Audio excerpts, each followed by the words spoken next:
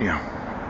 I'm just looking at this law dictionary, and they have what's called extraordinary remedy. Yeah.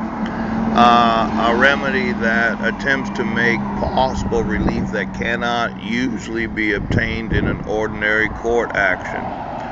Writs of habeas corpus, mandamus, etc. are extraordinary remedies. Yeah. Then there's an extraordinary motion for a new trial, a motion that is out of the ordinary and seldom occurs. The extraordinary grand jury, a grand jury whose duty is strictly limited to the precise investigation of a particular issue. Its questioning of witnesses must be confined to the immediate matter at hand. And then there's extraordinary, above average, out of the ordinary, unusual. A person accused of negligence may contend that he or she exercised extraordinary care. Now, it's extraordinary that a protection order that violates Article number 7 of the Constitution, the actual ratification of the Constitution. Now, in this response from the state, it cannot be said that the legislative purpose to impose personal service plainly appears as a further requirement for establishing violation of a protection order.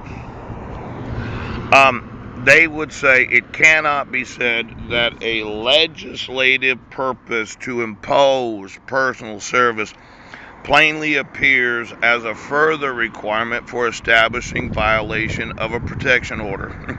There is no legislative purpose that would impose personal service as a further requirement for establishing violation. There's nothing in any legislature that has ever been legislated that would require personal service to establish violating a protection order. There's nothing in the 10 amendments of the Bill of Rights. Those were legislated, weren't they? I mean, they ratified the Constitution. There's nothing been legislated that it cannot be that a legislative purpose to impose personal service plainly appears as a further requirement for establishing violation of a protection order. There's nothing been legislated. There's nothing in the Constitution that was legislated. There was no laws that have been legislated that obligate personal service as proof of the validity of the protection order, or proof that a person could have violated it. There's not the Violence Against Women's Act that requires the protection of the respondent. Yeah. But it does require that notice and opportunity has to be protected to protect the due process rights of the respondent. There's nothing in what's the law? They have a law here. Just a second. Domestic Violence Act. In legislating that Domestic Violence Act that was passed because of it being ratified. I mean, when you present some sort of law, and then it goes through the legislature, and then they vote on it, and they make changes to it, and then it's signed into law because of the executive branch of each state of the United States. And when you pass the Violence Against Women's Act, wasn't that legislated through the Congress, and then the president has to sign it into law? Yeah. So it would seem to me that there is the possibility.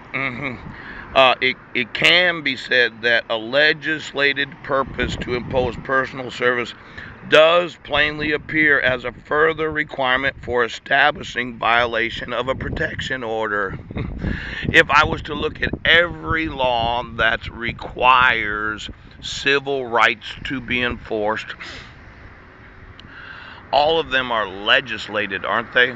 There is some legislation involved in the passing of laws that every state legislature is actually liable, if they were elected to office? Is it the representatives and senators of the respective 50 state legislatures, inclusive of territories?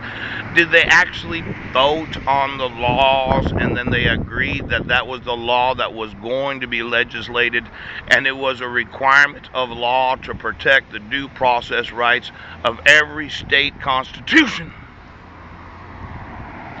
I just wanted to know the signatures of every law that has been passed, and then the signature of the executive branch. Is it the governor that signs into law what is legislated so as to protect personal service as a requirement of protecting the due process rights of the individual? It seems to me that there has been quite a few legislative to mandate personal. It can be said that the legislative purpose to impose personal service does appear in every law of the United States. And that is a further requirement for establishing a violation of a protection order. Now, when the protection order was not signed, and it says in and of itself, respondent received actual notice of the hearing. Yes. And then it says here, it is issued in accordance with the VAWA. Yes. And then when I look at it, it seems like every piece of legislation that has been legislated since the ratification of the Constitution of the United States requires personal service to protect the due process rights of those that are accused of any crime.